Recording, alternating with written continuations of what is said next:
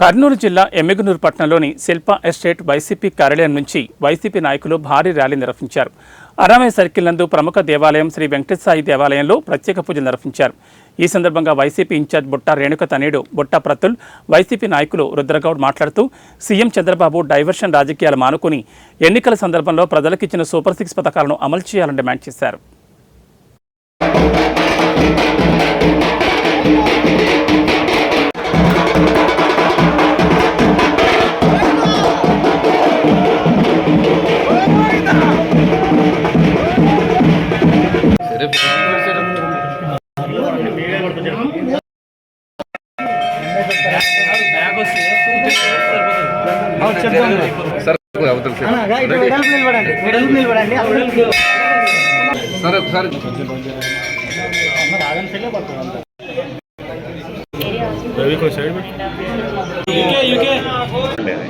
అది ఈ సమస్యతో అది కంప్లీట్గా పోయింది. ఎంతవరకు పాలిటిక్స్ చేయాలన్నా కూడా మీరు అదేంటి పాలిటిక్స్ పార్టీ వరకు కానీ వారి వ్యక్తిగతంగా చేస్తే బాగుంటుంది. అంతేగాని ఇంత నీచంగా దేవుడిని తీసుకొచ్చి వెంకటేశ్వరని తీసుకొచ్చి ఇట్లా రోడ్డు మీద తీసుకొచ్చి చేయడం అసలు కరెక్ట్ కాదు.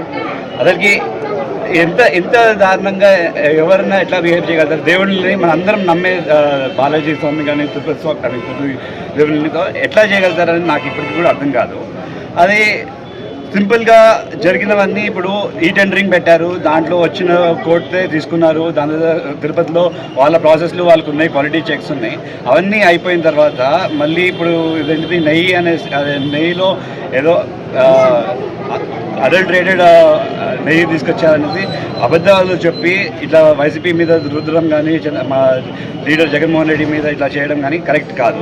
నీచమైన పాలిటిక్స్ ఇవి. దీన్ని ఎవరు ఎంకరేజ్ చేయకూడదు.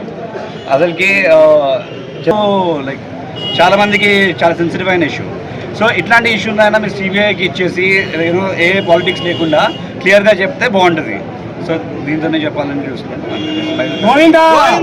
పార్టీ అధినేత అయినటువంటి మన ప్రియతమ మాజీ ముఖ్యమంత్రి వర్యులు జగన్మోహన్ రెడ్డి గారి ఆదేశాల మేరకు ఎమ్మిగనూరు పట్టణంలో బుట్టా రేణుక గారి ఆధ్వర్యంలో, రతుల్ గారి ఆధ్వర్యంలో ఈరోజు తిరుపతి దేవస్థానం యొక్క పరువు ప్రతిష్టలు, ఇంతకుముందు ఉన్నటువంటి ఆ పవిత్రతను ఈనాడు నెయ్యి అనే పేరుతోనో లడ్డు అనే పేరుతోనో ఈరోజు